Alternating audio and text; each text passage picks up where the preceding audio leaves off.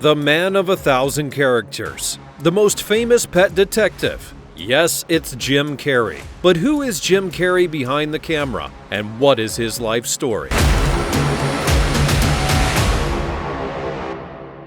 Early life. James Eugene Carrey was born on the 17th of January, 1962 in Newmarket, Ontario, Canada. His parents were Kathleen and Percy Carrey, and Jim is the youngest of 4 children. His older siblings are John, Patricia, and Rita. When he was just 8 years old, Jim started making faces in the mirror and realized he was pretty good at doing impressions. So, as a confident 10-year-old, Carrey wrote a letter to the Carol Burnett Show in which he said that he was a master of his craft and should therefore have a role on the show.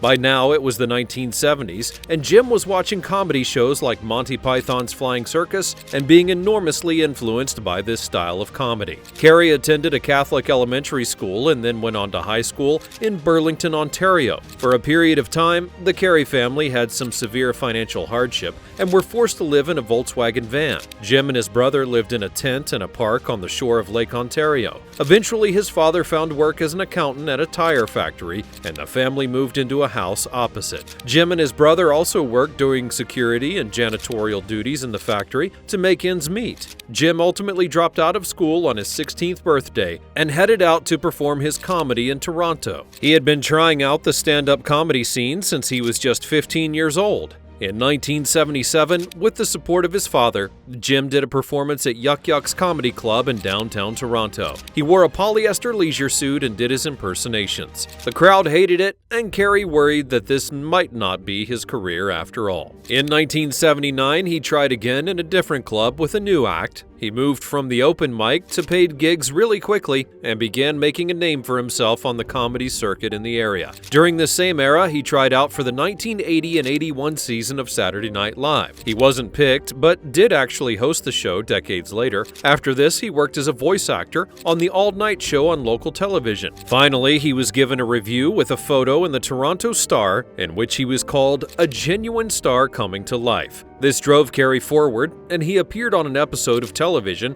which somehow got noticed by the comedian Rodney Dangerfield. He signed Carrey up to open his tour shows. He tried out for The Tonight Show with Johnny Carson, but was told to go away and improve his act. Carrey moved to Los Angeles and started to graft. Eventually, after months at the Comedy Store and being signed up as the lead on the sitcom The Duck Factory, he got his break on The Tonight Show on Thanksgiving in 1983. Don't forget to subscribe. Career breakthrough. It was another decade of small parts and supporting roles for Jim Carrey as he continued doing his stand-up routines and auditioning for film and television roles. He landed a few, including the 1985 teen comedy horror Once Bitten and a supporting part in Peggy Sue Got Married. Between 1990 and 1994, Carrey appeared as a regular member of the cast on In Living Color, a sketch comedy show that ran on Fox and began to make Carrey a familiar face on people's screens. But it was 1994 that changed everything for the funny man. He landed the lead in Ace Ventura: Pet Detective, which was a surprise smash hit and catapulted Carrey to the front of the line for comedy roles. Jim Carrey's next performance was in The Mask. This hit movie made loads of money for the studio,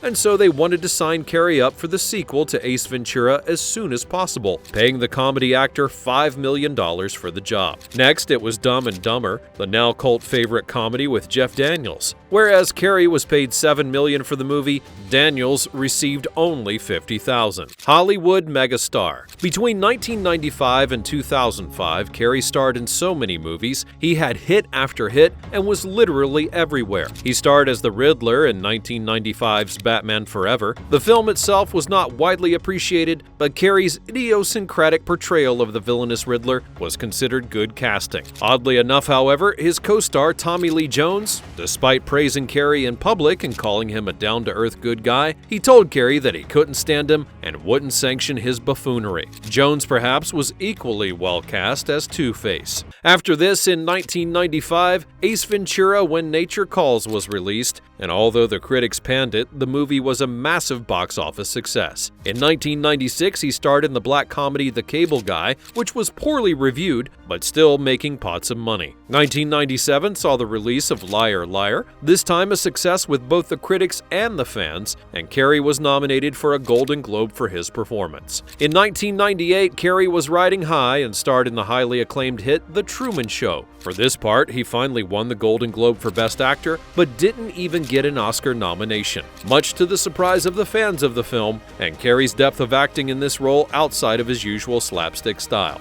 Even so, he was now Hollywood royalty and was widely accepted as a hitmaker. In 1999, Jim Carrey portrayed the comedian Andy Kaufman in the critically acclaimed film Man on the Moon. Again, he won a Golden Globe, but not even a nomination at the Academy Awards. Reuniting with the Farrelly brothers of Dumb and Dumber fame, Carrey starred in Me, Myself, and Irene, in which he played a character with multiple personalities.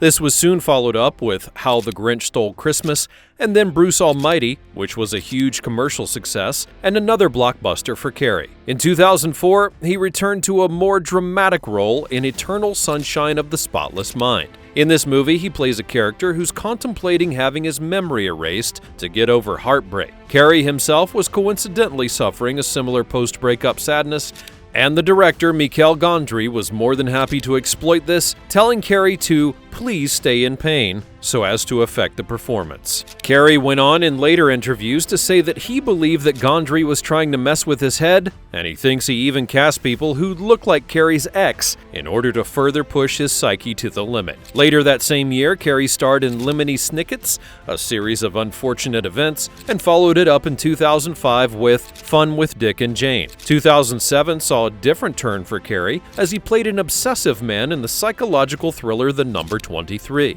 He then voiced Horton the Elephant in the animated film Horton Hears a Who. In 2008, he was back in the comedy in Yes Man, another box office triumph and a big payday for Carrey, who reportedly took home more than 25% of the profits. This made his pay about $35 million, which is one of the biggest paychecks in cinema history. In 2009, Jim Carrey starred in the black comedy I Love You, Philip Morris, and his performance was widely praised. In the years that followed this, Carrey starred in the Disney 3D animation of A Christmas Carol, Mr. Popper's Penguins, The Incredible Burt Wonderstone, and Kick-Ass 2. Next was the 2018 Sonic the Hedgehog movie, in which Carrey played Dr. Robotnik. He reprised this role in the 2022 sequel. He also appeared on Saturday Night Live, portraying the then presidential nominee Joe Biden, but this was a short-lived enterprise, and he left the show in December that same year. Although Carrey seemed to be indicating that he was retiring from acting in 2022 when he said, "I have enough, I've done enough, I am enough," he will actually be returning as Dr. Robotnik in Sonic the Hedgehog 3. Personal life. Over the years, Jim Carrey has struggled with depression. He has said that he was on Prozac for a long time. He is a campaigner for mental health and is outspoken on issues that he is passionate about. He is a very active Twitter user and regularly tweets to his millions of followers about his opinions on all things from politics to dubious thoughts on miscellaneous topics. In 2004, Carrey became a United States citizen, although he has also maintained his Canadian citizenship. Interestingly, as part of reciprocity in the international sanctions leveled against Russia, Jim Carrey is listed as one of 100 Canadians who are banned from entering Russia. In 2013, Jim Carrey announced the publication of a children's book he wrote called How Roland Rolls. He self-published the book that September. Like most Hollywood stars, Carrey has a love life that's been widely publicized at various points. He actually dated the singer Linda Ronstadt all the way back in 1983. Their relationship only lasted 8 months. After this, he went on to marry the former Comedy Store waitress Melissa Womer in 1987. They have one daughter together named Jane Erin Carrey, who was born in September that same year. The couple divorced in 1995. After meeting on Dumb and Dumber, Jim Carrey married his co-star Lauren Holly in 1996. They were divorced within a year. After this, he had a short-lived engagement to Renee Zellweger. Then he dated January Jones for a while. In 2005, Jim Carrey and actor Jenny McCarthy went public with their relationship. They ultimately split in 2010, but said they were still good friends. After this, Carrey was involved with makeup artist Catherona White, but tragically their relationship ended when she died of a drug overdose. Carrey was dating Ginger Gonzaga briefly in 2019, but they split before the year was out. Carrey's daughter, Jane Aaron, has 3 children of her own, and Carrey is a proud grandfather to Jackson, Aaron, and Logan. Carrey owns several properties in the Los Angeles area and has been living in Brentwood on the west side of LA since 1994. Whether Jim Carrey decides to return to acting full-time or retire from the spotlight, he has certainly left a lasting legacy of memorable movies and hilarious moments that have touched the lives of millions across the globe. What do you think of the life of Jim Carrey? Be sure to let me know down in the comments below and subscribe to the channel because the next life behind the camera is coming out soon. Thanks for watching, and I'll see you next time.